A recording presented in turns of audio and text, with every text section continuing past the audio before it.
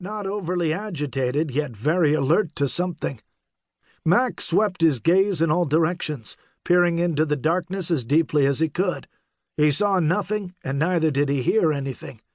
But then he did. A low, distant rumble.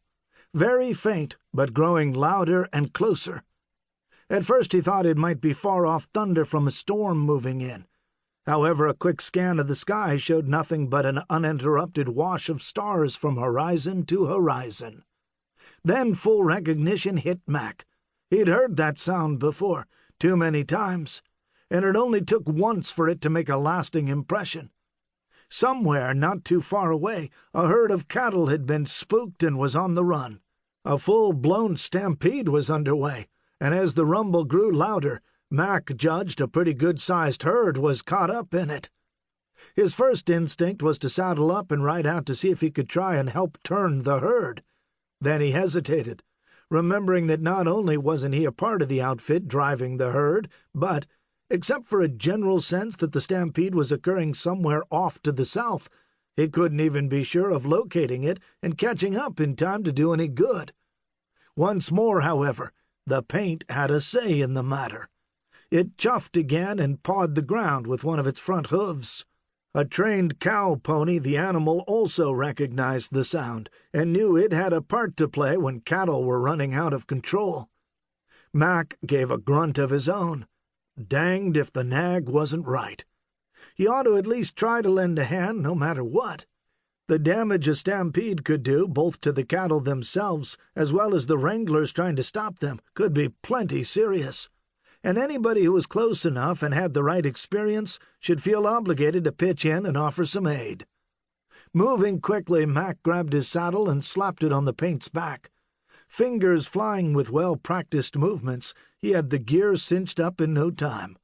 A moment later he was mounted and wheeling the paint around, then kneeing the eager animal into motion. The rumble grew steadily louder. Given the way sound had a sometimes tricky way of fanning out across prairie terrain and making it difficult to pinpoint the exact location of its source, Mac gave the paint its head. It seemed to have a strong sense of where they needed to go. Sure enough, it wasn't long before they topped a grassy hill and came in sight of the boiling mass of stampeding longhorns. In fact, the onrushing critters were headed straight toward them. Luckily, they were still far enough off to allow Mac time to swing the paint out of the way and then fall in beside the panicked herd as those in the lead went thundering by. This put Mac in a good position to go to work on halting the stampede. The way it was done, at least the way he had been taught, was to force the lead animals to turn back against the flow of those rushing behind. This created the equivalent of a dam being thrown up against a torrent of flood water. The resulting collision of massive bodies sometimes caused some unfortunate injuries, but still less than the trampling and goring that would take place if the stampede continued unchecked.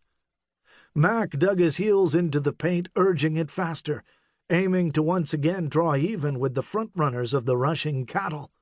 He felt excitement building inside him, caught up by the roar of pounding hooves, the taste of dust on his tongue, the frantic bawl of the cattle, and the reflection of moonlight in their wild eyes and on the tips of their slashing horns.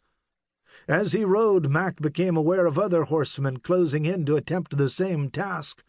At least one on the other side of the herd, and one or two more coming up behind him. The land was a series of blunt hills and shallow draws, with a few rock outcrops poking up here and there. As he drew even with the front of the herd, Mac peered ahead, wishing for more rugged features to help slow the cattle, but seeing none. But with or without any help from Mother Nature, the cattle still had to be stopped. Drawing the Smith & Wesson from his belt, he reined the paint closer to the leaders and fired some shots skyward. "Hee-yah! Ease up, cattle! Ease up!" The horsemen across the way began cracking a long whip in front of the longhorns' snouts, also shouting and cursing. Two riders closed in around Mac and started firing their pistols, too. "Turn, cattle, turn, you mule heads!" Some of the leaders began swinging their heads inward toward the middle of the mass, pulling away from the gunshots and the pop of the whip, balking, slowing down slightly. But the push of the cattle in the middle